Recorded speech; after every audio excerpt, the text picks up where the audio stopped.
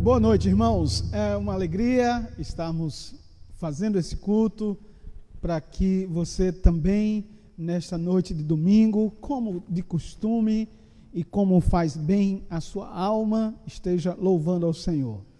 Como nós temos desafiado os irmãos, este é um tempo que o irmão deve fazer de tudo para tirar qualquer distração, qualquer barulho, para que o irmão esteja atento à pregação da palavra de Deus, ao culto.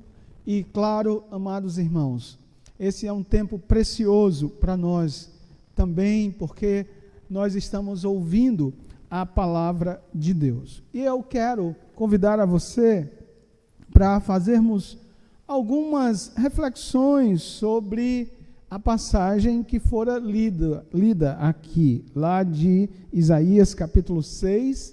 Eu quero convidar você a abrir sua Bíblia lá, se não já está aberta, e eu quero que você, diante do Senhor, apresente-se como aquele coração que quer ouvir da parte de Deus a sua palavra, que quer receber do Senhor essa palavra nesta noite, para que o seu conhecimento de Deus, de você mesmo, das pessoas e do mundo possa aumentar para a glória de Deus, certo? Nós vamos orar, obrigado, irmã, orar pedindo a bênção de Deus para esse tempo.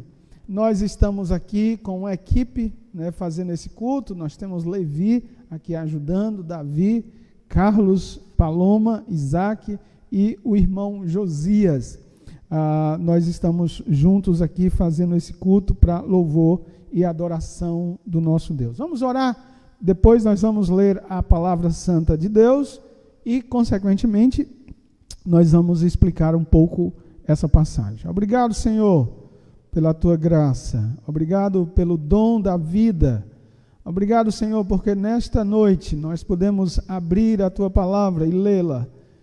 Que o teu Santo Espírito, que inspirou essa palavra, esteja nos dando clareza, iluminação, para que entendamos e apliquemos em nossa vida. Te louvamos através dos cânticos entoados, através da leitura da tua palavra, da nossa atitude, e pedimos, ó Pai, que o Senhor visite cada lar, cada família, por meio da tua palavra santa, trazendo consolo, fortalecendo a fé, agindo, ó Deus, naquilo que cada família precisa. Nós oramos agradecidos em um nome poderoso, que é o nome de Jesus. Amém. Amém, meu irmão. Que Deus continue abençoando você. E nós vamos fazer a leitura de Isaías capítulo 6, que já foi feita. Eu quero rapidamente fazer novamente a leitura dos primeiros versos. Diz que no ano da morte do rei Uzias, eu vi o Senhor assentado sobre um alto e sublime trono, e as abas de suas vestes enchiam o templo. Serafins estavam por cima dele, cada um tinha 6 asas. Com 2 cobria o rosto, com 2 cobria seus pés, e com 2 voava. E clamavam uns para os outros, dizendo: Santo, Santo, Santo é o Senhor dos exércitos. Toda a terra está cheia de sua glória. Meus amados irmãos, este capítulo 6 narra então o que nós consideramos como o chamado ou a chamada ministerial de Isaías. E nós já sabemos como foi que este grande profeta, um profeta extremamente relevante por aquilo que Deus revelou a ele do Antigo Testamento. Isaías está no grupo daquilo que nós consideramos como os profetas maiores, no sentido de que o livro dele é maior do que os demais livros. E ele é importante porque, dentre os profetas messiânicos do Antigo Testamento, claro, Isaías sobressai.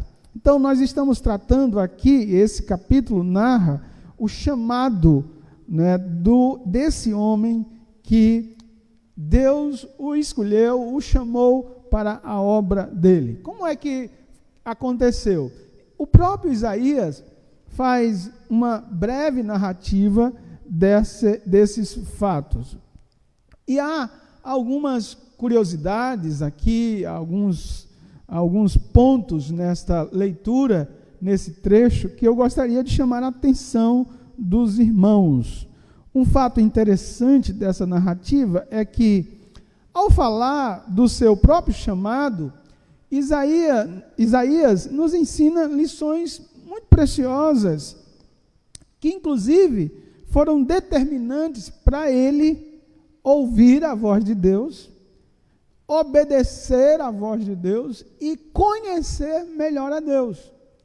Interessante que nessa narrativa, falando de si mesmo, do seu encontro com Deus, Isaías usa de uma pedagogia que ensina a mim e a você a como melhor conhecermos a Deus, como conhecer melhor a nós mesmos, como encarar as situações difíceis. Isaías, por exemplo, irmãos, nesse trecho, nesse simples trecho, nos informa que o seu chamado se deu no ano da morte do rei Uzias. Esse é um tempo de crise social. Nós vamos ver quem foi Uzias e por que nós podemos afirmar que Isaías situa o seu chamado e faz o registro da morte do rei, porque isso tem um significado muito grande, tanto na vida particular de Isaías, quanto na vida do povo de Judá, onde o rei Uzias era governante. E creio, irmãos, que aqui a situação é de crise, e crise que precisa ser bem encarada, bem vista, para que esta crise ensine as lições necessárias para aqueles que vivem nela. Uma outra coisa interessante é que, como essa crise social pôde levar à crise existencial do próprio Isaías, que meio a tudo que está acontecendo, tem um encontro maravilhoso com Deus, que é capaz de mudar a visão que ele tinha de Deus, de si mesmo e do mundo. Então, nós precisamos olhar para essa passagem e perguntar o que ela nos ensina no enfrentamento da crise que nós estamos passando hoje, como brasileiros, como cidadãos não apenas do Brasil, mas do mundo. Interessante que essa crise social, política dos dias de Isaías levou Isaías a um encontro com Deus, a uma visão correta de Deus, a uma visão correta de si mesmo e a uma visão correta do mundo. Interessante. Isso nos leva a olhar, irmãos, o relato muito além das linhas escritas, mas também nas entrelinhas. Ao relatar o seu chamado, o profeta não está tratando apenas e tão somente de uma mudança de vida pessoal, mas a mudança do governo do seu país, ali Judá, e de uma visão de Deus que precisava morrer juntamente com o rei para nascer uma nova visão de Deus e do mundo. Isaías, certamente, entre muitos propósitos que nós podemos enumerar dessa passagem, Isaías queria mostrar como aqueles acontecimentos no ano da morte do rei Uzias o levou para mais próximo de Deus. Como esses acontecimentos trouxeram maior ganho para a vida de Isaías. E, irmãos, nessa noite também é meu propósito, ao falar dessa passagem, que Deus te leve nesse momento histórico que estamos vivendo, nesse momento político, econômico e na área da saúde muito problemático, o que isso vai gerar em mim e em você. Em Isaías, a crise que Judá passou nos seus dias levou Isaías para mais próximo de Deus, a olhar Deus de maneira diferente. Como e qual é o resultado das crises na minha vida? E eu preciso lembrar disso. Aprender de Isaías aqui. Às vezes, irmãos, nós passamos por crises e não aprendemos nada. Nada, nem de Deus, nem de nós mesmos, nem do mundo. Mas é necessário que os servos de Deus tirem lições práticas e boas lições de amadurecimento quando passarem por alguma crise, seja ela política, seja ela econômica ou emocional. Todos nós precisamos aprender nessas situações. Isaías vai dizer que Deus usou aquela crise para chamá-lo para uma missão. Isso nos leva a pensar, irmãos, que às vezes na nossa vida nós precisamos aprender, e o método de Deus é, por excelência, o sofrimento, as crises. Não sei, Deus sabe muito bem que poderia ter chamado Isaías em tempos de bonança. Por quê? Porque onde Isaías viveu um tempo, do tempo do rei Uzias, que foi aproximadamente 52 anos de um bom tempo, tanto na área espiritual, quanto na área material, de relações políticas do reino de Judá. Deus poderia ter chamado Isaías nessa época, mas nós não sabemos exatamente o porquê. Foi exatamente nesse período da morte do rei Uzias que Deus chama Isaías. Um outro fato interessante nessa passagem é o lugar do chamado de Isaías no livro. Por que não está lá no início, né, no capítulo 1, o chamado de Isaías, e está aqui? E a explicação mais lógica é porque o livro de Isaías, como outros livros das Escrituras, eles não têm um rigor cronológico. Passo 1, passo 2, passo 3. Tem alguns eventos que são aleatórios no sentido de narrativa e no sentido de registro. Então, Isaías começa com uma convocação do povo à fé em Cristo, mas ele só vai colocar a sua chamada nesse capítulo 6. Então, explicando para os irmãos aí no sentido geral do livro de Isaías. Agora, irmãos, depois que nós lemos esta passagem, no ano da morte do rei Uzias, a primeira lição que eu creio que nós aprendemos em tempos de crise, como a que nós estamos passando, como aquela que Isaías passou, é a fragilidade da confiança nos homens, ou no homem. A fragilidade da nossa confiança, quando ela repousa, ela descansa, ela está petrificada no homem. Toda e qualquer confiança, paz, sossego, que se baseia no homem, seja pai, seja na mãe, seja nos governantes, seja em qualquer pessoa, essa confiança é limitada, está fadada a cair. Olha aqui, irmãos, diz que no ano da morte do rei Uzias, eu vi o Senhor. E claro, nós podemos perguntar aqui, por que Isaías, ao escrever dessa experiência gloriosa para ele, essa experiência de ver Deus, de ter esse encontro magnífico com Deus, porque ele falou de uma experiência dolorosa, penosa, conflitante para o seu próprio povo. Por que que Isaías está lembrando da morte do rei Uzias, que foi um momento trágico, foi um momento difícil para a nação de Judá, foi um momento em que o povo entrou num colapso de liderança? Por que Isaías fez isso?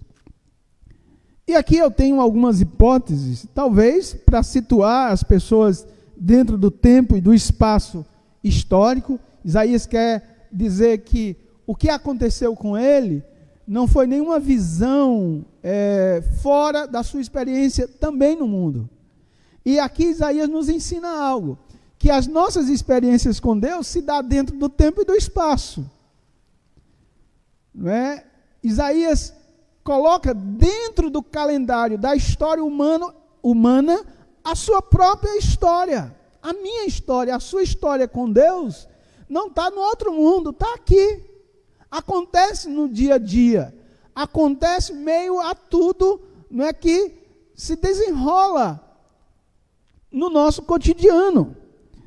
Mas uma segunda hipótese aqui é, talvez Isaías colocou-nos para entender o ano, e citando a morte do rei Uzias, talvez para dizer que houve um tempo em que ele não pensava, não via a Deus, nem se colocava nas mãos de Deus como alguém voluntário para obedecê-lo. Então, o que nós temos aqui é Isaías dizendo que houve um tempo em que ele não tinha tido essa visão de Deus, não tinha percebido o seu próprio pecado, nem o pecado do povo, nem tinha se disposto para abraçar a causa do Senhor. Ora, irmãos, aqui Isaías está dizendo que houve um antes e houve um depois, que é o que acontece comigo e com você, que amamos e servimos ao nosso Deus. E Deus é maravilhoso, porque não levou em conta o tempo da nossa ignorância. Quando foi que você se converteu? Você sabe o dia? Você sabe a hora? Aqueles que se convertem um pouco mais tarde na vida, eles sabem dia, a hora, porque foi um marco na sua existência. E talvez seja esta a intenção do profeta, dizer que até ali ele não via Deus desse jeito, ele não cria desse jeito, ele não tinha a percepção de Deus, de si mesmo e do mundo daquele jeito. E é isso que acontece. Se você que está me ouvindo, você ainda não passou pelo novo nascimento, você não é um crente, você não pode entender muito isso. Mas nós que já passamos pelo novo nascimento, e glórias sejam dadas ao nome de Cristo, louvado seja o Senhor, com aqueles que Deus chamou e Deus salvou, nós sabemos o dia, porque antes daquela data que nós aceitamos a Cristo como Senhor e Salvador, nós não tínhamos uma visão correta de Deus, nós não tínhamos uma visão correta de nós mesmos, de que nós somos pecadores, miseráveis pecadores, indo para o inferno, que se Cristo não tivesse morrido por nós, se Cristo vindo dos céus não tivesse nos salvado, nós estaríamos perdidos. E essa é a grande bênção da nossa vida cristã, é de que um dia nós éramos perdidos, nós estávamos mortos nos nossos delitos, nos nossos pecados, mas Deus, sendo rico em misericórdia e nos amando, nos deu Cristo, que como esse anjo veio, tocou na boca de Isaías e o perdoou, Cristo tocou na nossa vida e nos perdoou, e hoje nós somos nova criatura, porque diz lá em 2 Coríntios capítulo 7, versículo 15, né, aqueles que estão em Cristo são novas criaturas. E amados irmãos, provavelmente Isaías queria dizer que antes ele não era o profeta, antes ele não tinha uma visão de Deus, mas Deus o trouxe, Deus o resgatou. Quando? Num período de crise econômica, de crise de governança. E Deus o salvou. Deus mostrou a ele quem era Deus. As crises em nossas vidas muitas vezes servem para isso, irmãos. Já vi muita gente chegando aos pés do Senhor depois de uma crise existencial, depois de uma crise econômica, de uma crise no relacionamento conjugal. Deus usa as crises para chamar as pessoas até Ele. E eu creio que não fora diferente com Isaías. Deus o chama para perto de si. Será que meu irmão, meu amigo, meu caro colega que está me ouvindo, que ainda não é crente, será que nessa crise que o mundo está passando, Deus não está falando ao seu coração? Deus não está dizendo, ó, está vendo tudo aí? Está vendo tudo que está acontecendo? Volta-te para mim, venha, olhe para mim, chegue perto, mesmo você sendo um pecador, porque eu tenho uma cura para o seu pecado, que é Cristo, que morreu e ressuscitou e está pronto a receber cada um daqueles que chegam a Ele por meio da fé. Amém, meu irmão? É graça, é maravilhosa graça, que também, inclusive, é vista aqui. Isaías é perdoado, não porque ele é bonzinho, é porque vem do céu um anjo e toca com antenaz na boca de Isaías, e Isaías é perdoado. É a graça de Deus. E eu poderia me demorar aqui o tempo todo, mas não é, irmãos, não é o tempo, evidentemente, que nós queremos falar sobre isso. Então, a primeira lição que nós podemos aprender aqui, irmãos, é que Isaías queria mostrar a fragilidade dos governos humanos. Todo rei um dia morre, todo homem um dia perece. Se você colocar a sua confiança neles, um dia você vai ouvir o ano da morte dessa pessoa, que você talvez descanse nela, dessa pessoa que você confia a sua vida a ela. Mas toda confiança é frágil quando ela é colocada no homem. Meus amados irmãos, por que eu estou dizendo isso? Quem foi esse Uzias? O nome Uzias é minha força é Jeová. E, irmãos, diz que lá em 2 Reis, nós não vamos ler por conta do nosso tempo, 2 Reis, capítulo 14, verso 21, e 2 Crônicas 26, 1, diz que Isaías, depois da morte do seu pai, ele reinou com 16 anos e constituiu-se rei em lugar de Amazias, seu pai. E todo o povo de Judá tomou Uzias, que era de 16 anos, e constituiu rei em lugar de Amazias, seu pai. Ele edificou Elate e a restituiu a Judá, depois que o rei descansou com seus pais. Uzias não era um homem mau, nesse sentido de governante. Uzias congregava na sua pessoa, ele tinha qualidades que levaram as pessoas a confiarem nele e verem ele como a tábua da salvação do povo.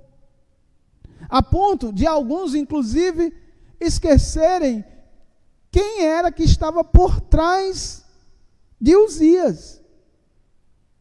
Uzias ficou tão famoso, irmãos, para os seus, pela relevância do que ele fez, que as pessoas tinham nele a sustentação. Ele era um homem temente a Deus. Ele começa muito bem. Diz o texto de 2 Crônicas 24, versículo 4, que ele era reto aos olhos de Deus. Olha, quem é que não é, tendencioso a confiar nos homens de Deus? Nos homens que temem a Deus. Ele diz o texto, ele fez o que era reto aos olhos de Jeová.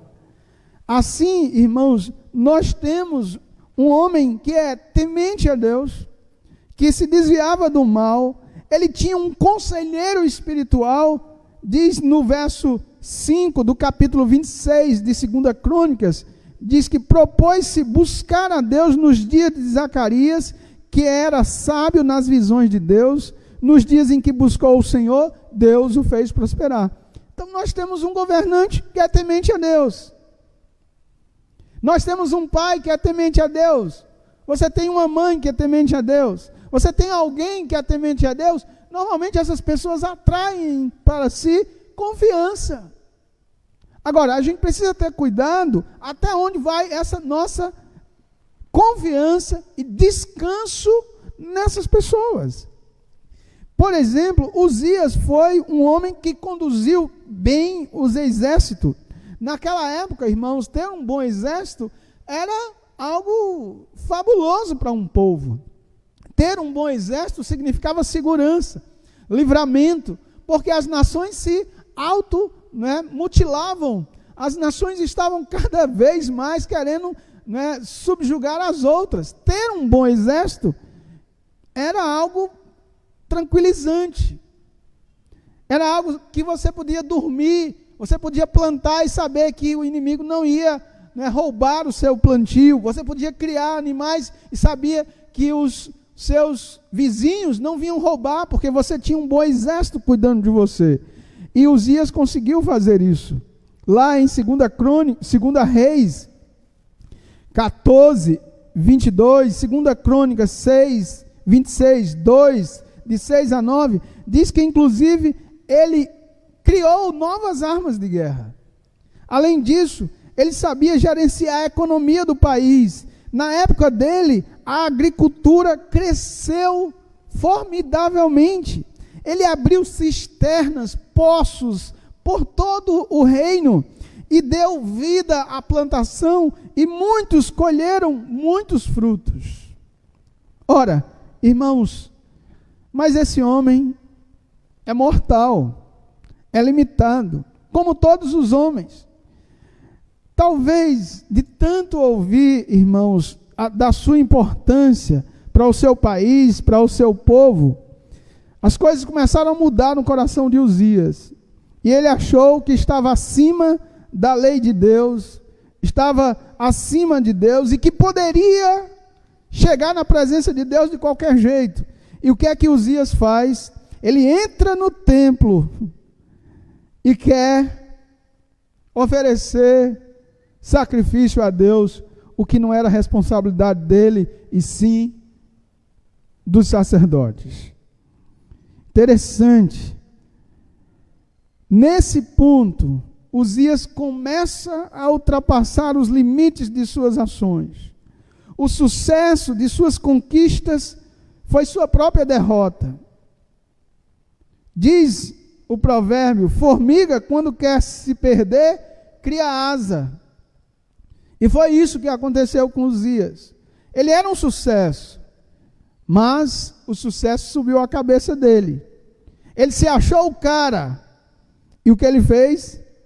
Diz o texto, lá de 2 Crônicas 26, 16, mas havendo-se já fortificado, exaltou-se o seu coração para a sua própria ruína, e cometeu transgressões contra o Senhor seu Deus, porque entrou no templo do Senhor para queimar incenso no altar do incenso.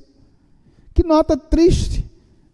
Você conhece alguém que fez esse mesmo trajeto?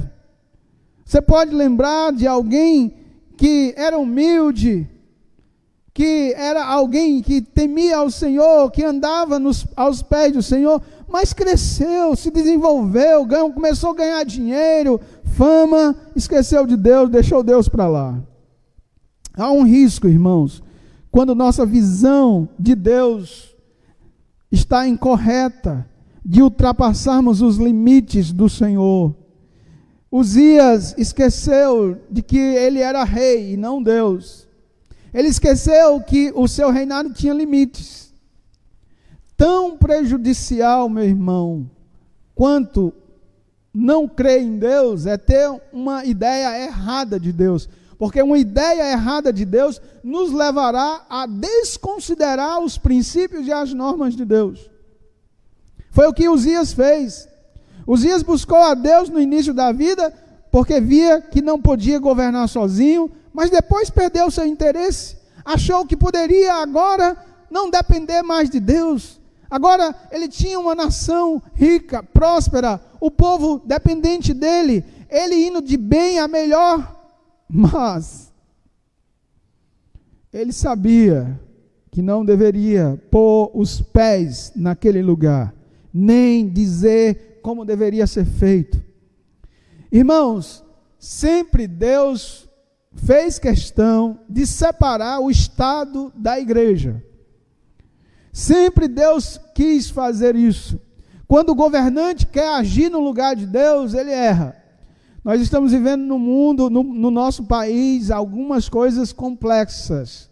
Nosso país é laico, mas algumas pessoas estão dizendo que o presidente é crente, o presidente é isso. Gente, a gente precisa fazer a distinção entre igreja e Estado. Nós, batistas regulares, nós fazemos muito bem, nós não endeusamos ninguém, por mais evangélico que ele seja. Nós escolhemos os nossos governantes, não porque são evangélicos ou deixam de ser evangélicos, mas pelas suas convicções políticas. Se ele é alguém que teme a Deus, pelo menos, se é um correto em suas ações, porque o Estado é laico. O Estado não pode intervir na igreja, proibindo. E lembremos, nós estamos vivendo uma fase, não é que nós estamos com medo do governador ou do prefeito que decretou que não tivesse culto. Nós estamos assumindo uma recomendação, porque isso não é perseguição. Mas se o prefeito ou o governador, um dia, por decretos, por perseguição, disser que não vai ter culto, ele vai me prender. Ele vai prender muitos crentes que nós vamos vir e abrir a igreja. Mas agora, nessa situação, nós entendemos que é um decreto por cuidado. Nós não estamos sendo perseguidos. Nós estamos cooperando com as autoridades para que a saúde do povo seja preservada. Mas olha o que Uzias faz. Irmãos, veja bem, quando é que acontece as maiores vitórias na vida de Uzias? Quando ele teme a Deus. Quando é que acontece as maiores derrotas na vida de Uzias? Quando ele se acha Deus e não teme ao Deus que é único, que é criador de todas as coisas. Ele cresceu muito aos olhos do povo. Se achava um semideus. E, irmãos, cuidemos com isso. Quando os outros vos louvarem, cuidem com isso. Quando os outros disserem, sem você eu não sei viver, diga, opa, para aí. Sem Deus você não sabe viver. Comigo, um dia eu vou partir. Quando alguém achar, você é a minha vida. Opa, diga à pessoa, não é bem assim não. Eu sou homem. Lembram quando os homens lá em Listra tentaram adorar Paulo e Barnabé? Barnabé e Paulo disseram, não, gente, vocês estão fazendo uma loucura. Eu sou homem como vocês. Por quê, irmãos? Lembra a primeira lição? Qualquer e toda confiança no homem vai morrer um dia.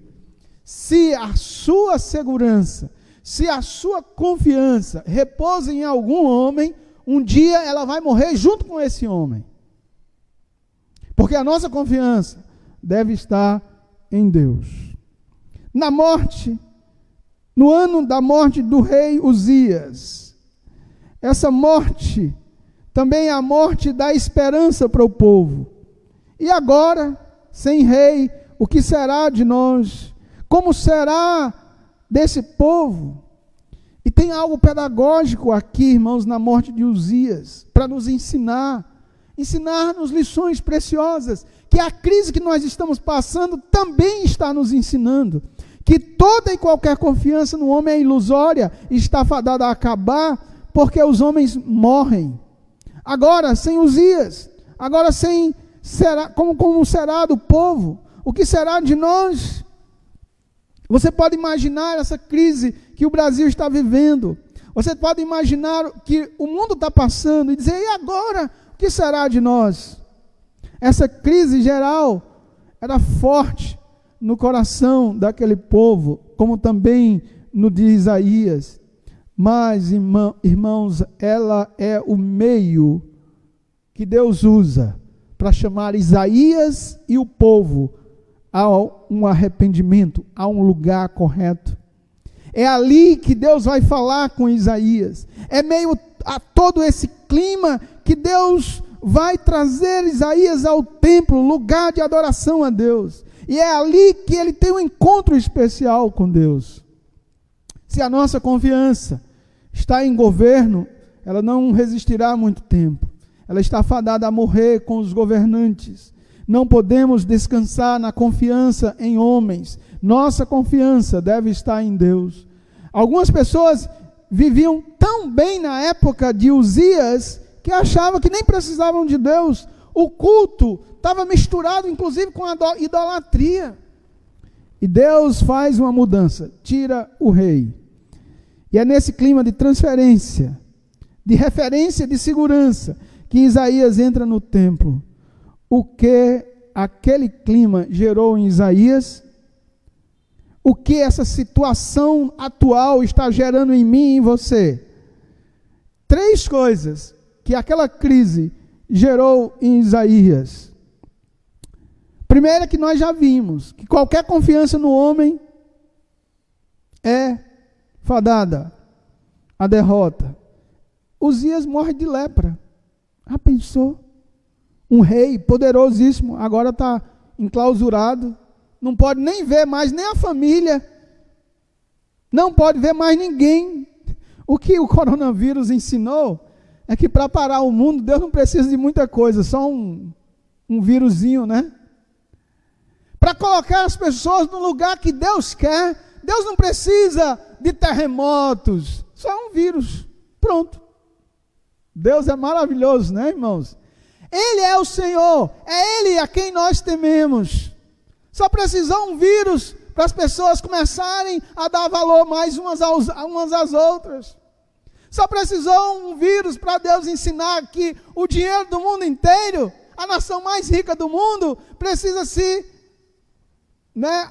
ajudada pelo mundo inteiro, como está acontecendo em Nova York. Cidadãos do mundo inteiro estão se voluntariando para cuidar dos americanos, que muitas vezes, na sua arrogância, acham que o mundo não precisa deles. É assim, amados irmãos, estamos vivendo nesse mundo desse jeito, e Deus soberanamente faz tudo como lhe agrada. E nós aprendemos aqui que a crise leva o homem de Deus a olhar e a visualizar melhor o seu próprio Deus. Diz que no ano da morte do rei Uzias, eu vi o Senhor. Meu irmão, eu não tenho mais tempo aqui, deu mais muito tempo para falar sobre isso, mas a crise levou Isaías a rever a sua visão de Deus, e essa crise agora deve nos levar a ter uma visão melhor de Deus. Onde o seu Deus está? Onde está o seu Deus? Onde está o Deus que eu creio nessa crise toda? Onde está? Isaías viu que Deus estava sentado sobre um alto e sublime trono, ou seja, Deus não saiu de onde Ele sempre está, no trono de todas as coisas. Pode dizer amém? Pode. Deus é revelado como um Deus que está sobre todas as coisas. Onde está o nosso Deus? Onde está o seu Deus? O salmista, no Salmo 115, versículo 2, diz: por que diriam as nações, onde está o Deus deles? E a resposta é: no céu está o nosso Deus, e tudo faz como lhe agrada. Prata e ouro são os ídolos deles, obras das mãos de homens. Tem boca e não fala, tem olhos e não veem, tem ouvidos e não ouvem, tem nariz e não cheiram, suas mãos não apalpam, seus pés não andam, nem som nenhum sai de sua garganta. Tornem-se semelhantes a eles os que o fazem e o quantos neles confiam. E aí, Israel confia no Senhor. Ele é o seu amparo e o seu escudo. A casa de Arão confia no Senhor. Ele é o seu amparo e seu escudo. Confiam no Senhor os que temem o Senhor. Ele é o seu amparo e o seu escudo. E, irmãos, esta é a nossa posição. Não confiamos em governo, não confiamos nas nações. Nossa confiança está em Deus. Ele é o nosso amparo. Ele é o nosso escudo. Porque nós sabemos onde está Deus. A nossa visão de Deus não é um Deus brasileiro. É um Deus que governa o mundo. Nossa visão de Deus não é um Deus de igreja, de final de semana, mas um Deus que é de todo o tempo, de eternidade a eternidade. Tu és Deus. É esse o Deus que nós cremos. A visão de Isaías no tempo de crise levou Isaías a rever a visão sobre si mesmo e das pessoas que ele convive. Veja o texto. Isaías disse que então disse eu: ai de mim, estou perdido, porque sou homem de lábios impuros, habito no meio de um povo de impuros lábios, e os meus olhos viram o Rei, o Senhor dos Exércitos. Ou seja, irmãos, o que essa crise tem ensinado a Isaías é que ele era um homem pecador e habitava no meio de um mundo pecador. É isso também que você tem aprendido nessa crise? Que você é um pecador miserável, pó, que um vírus pode lhe matar, que você não é um Deus, você não é o centro das atenções. Você tem aprendido que você e eu, será que nós temos aprendido isso? Quem nós somos? Miseráveis pecador, que só estamos vivos porque a graça de Deus é quem nos preserva. Que se não fosse a graça de Deus, há muito nós teríamos já sucumbido. Porque um vírusinho pode matar. Quem é você? O dono da cocada, o rei da cocada preta? Não, você é um pecador. Quem é o mundo? Também. Isaías disse, eu sou pecador e o mundo com quem eu convivo também é. Essa visão, meio à crise, revelou para Isaías quem ele era e quem era o povo ao seu derredor. E finalmente, a crise levou Isaías a rever o que ele podia fazer por sua nação. Diz o texto, irmãos, que o texto diz, do versículo 6, então um dos serafins voou para mim, trazendo na mão uma brasa viva, que tirara do altar com mantenaz. E com a brasa tocou a minha boca, e disse, eis que ela tocou os teus lábios, a tua iniquidade foi tirada, e perdoados os teus pecados. Pecadores perdoados somos. Depois disso, ouvi a voz do Senhor, que dizia, a quem enviarei e quem há de ir por nós? Disse eu, eis-me aqui, envia-me a mim. Irmãos, as crises, além de revelar uma visão correta de Deus para nós, além de nos revelar uma visão de nós mesmos, deve revelar o que nós podemos fazer por nossa nação. Eu tenho assistido coisas maravilhosas do que está acontecendo entre os homens, entre as pessoas, de ajuda mútua, de compartilhamento de refeições, de ofertas, de dinheiro. Eu tenho ouvido de pessoas que têm se doado para trabalhar na linha de frente. Ouvi hoje, depois de meio-dia, que muitos atletas que são médicos estão deixando seus uniformes e trabalhando para curar pessoas. Tenho ouvido atletas que têm deixado a fama de lado e têm vestido uma roupa de proteção e sido motorista de ambulância. Gente, nós podemos aprender muito com as crises. O que nós podemos fazer pelo nosso povo?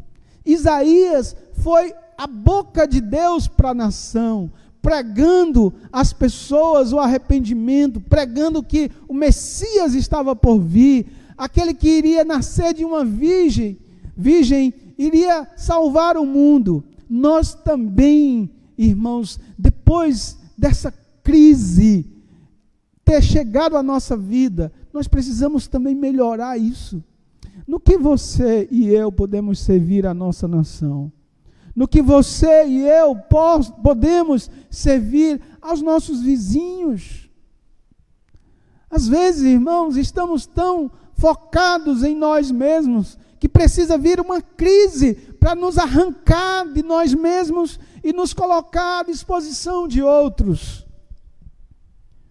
Que Deus faça essa maravilhosa obra na sua vida.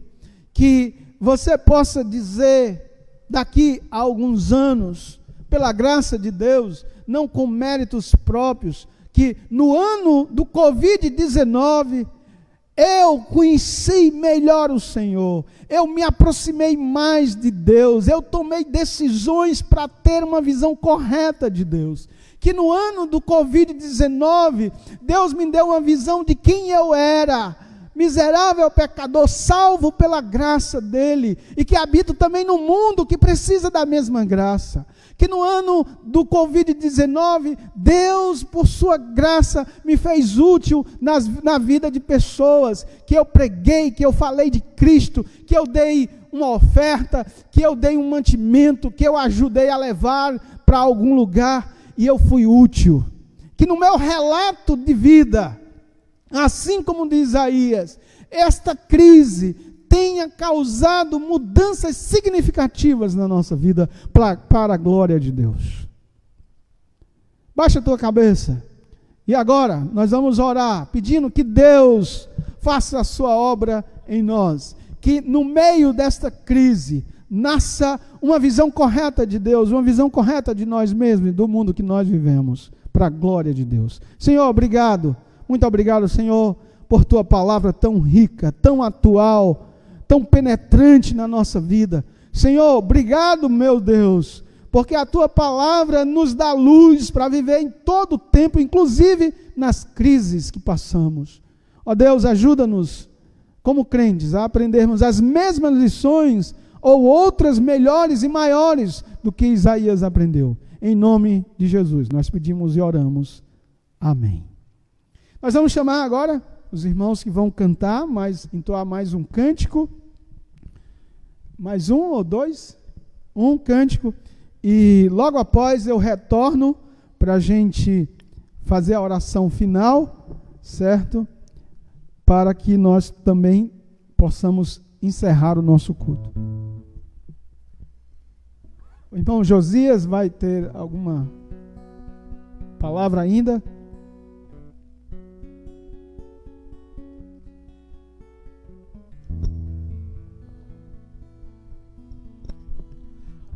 Queremos agradecer aos irmãos que estiveram conectados conosco neste culto de adoração a Deus, e ainda como pedido de oração, queremos que estejam orando pelo nosso irmão Carlito, sua esposa Solange, estão de retorno para Salvador e precisamos estar orando por eles nesse trajeto de São Paulo até aqui, já que eles estão vindo de carro.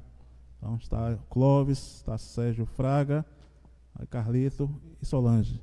E vamos estar sempre orando pela família do nosso irmão Wilton, a irmã Joana, o próprio Wilton também. Deus esteja cuidando deles e sarando as enfermidades. Então nós vamos cantar mais um hino e para poder, após com a oração, encerrar o nosso culto de adoração dessa noite. Então, meu agradecimento a todos vocês. Nós estamos com saudade de cada um dos irmãos, do nosso calor humano, de nosso abraço, mas Deus sabe de todas as coisas e em tempo oportuno nós vamos estar nos alegrando fazendo tudo isso. Vamos estar cantando Canção do Apocalipse. Cante com a gente, declarando: Santo, Santo, Santo é o nosso Deus.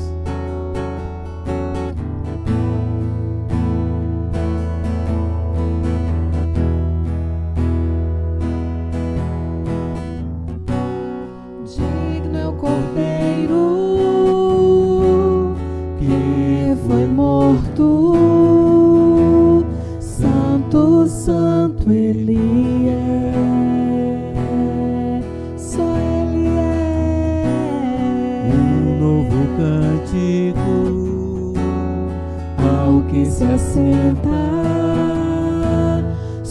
sobre o trono do céu.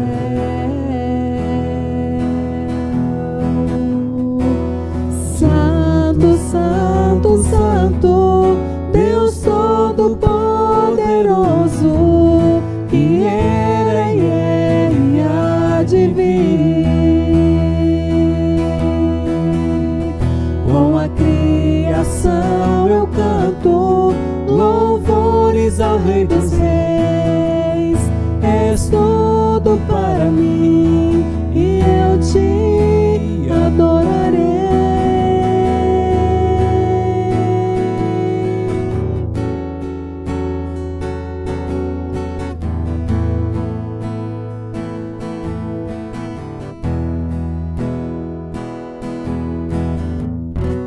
Está vestido do arco-íris,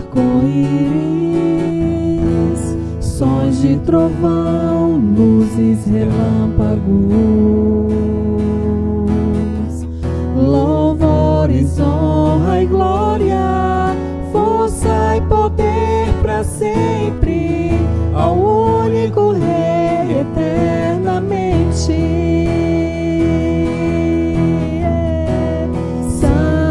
Santo, Santo, Deus Todo-Poderoso, que era e é e há de vir. Com a criação eu canto louvores ao Rei dos Reis. És tudo para mim e eu te adorarei.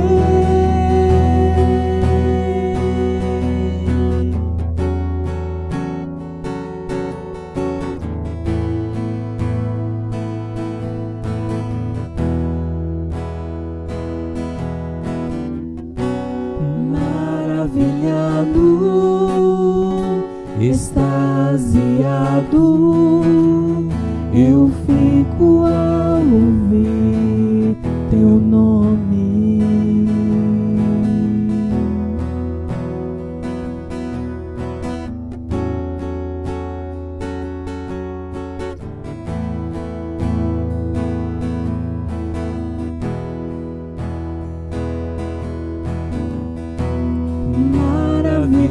Maravilhado, extasiado, eu fico ao ouvir teu nome.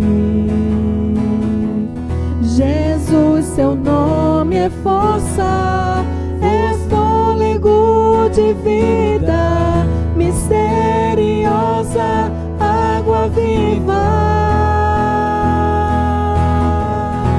Santo, Santo, Deus Todo-Poderoso, que era e é e há de vir. Com a criação eu canto louvores ao Rei dos Reis. És tudo para mim e eu te adorarei. Santo, Santo, Deus Todo-Poderoso, que era e é e há de vir. Com a criação eu canto louvores ao Rei dos Reis. És tudo para mim e eu te adorarei.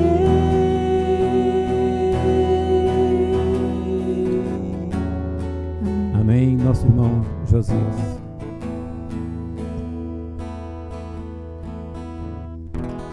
Nós sabemos que nem só os irmãos da Igreja do CIA acompanharam esse culto, mas outros irmãos de outras igrejas, outros irmãos de outro estado, amigos que a gente compartilhou o site.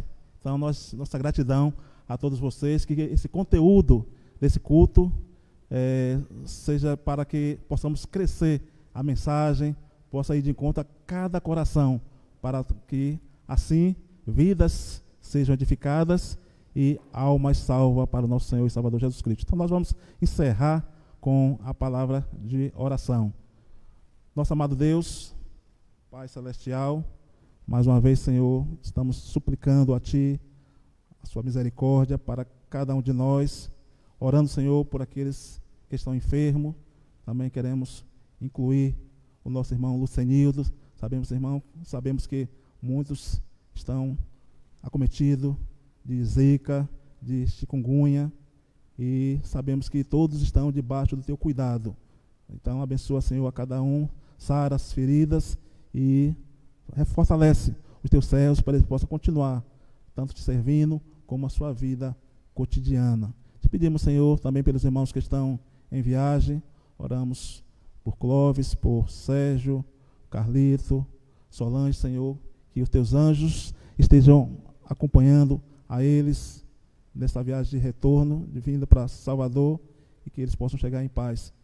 Essa, Senhor, é que oramos e esperamos a proteção de Ti para esses irmãos. Agradecemos, Senhor, por cada família que esteve nos acompanhando, que dando a eles, Senhor, uma boa semana, e possamos sempre ter certeza que Tu, Senhor, está ao nosso lado. Que, ó Pai, todas as coisas em nossas vidas dependem de Ti, porque, Senhor, a nossa confiança está em Ti. Nos dá, Senhor, uma semana em paz, perdoa nossas faltas. Essa é a minha oração, Senhor, em nome e pelo amor de Jesus. Amém.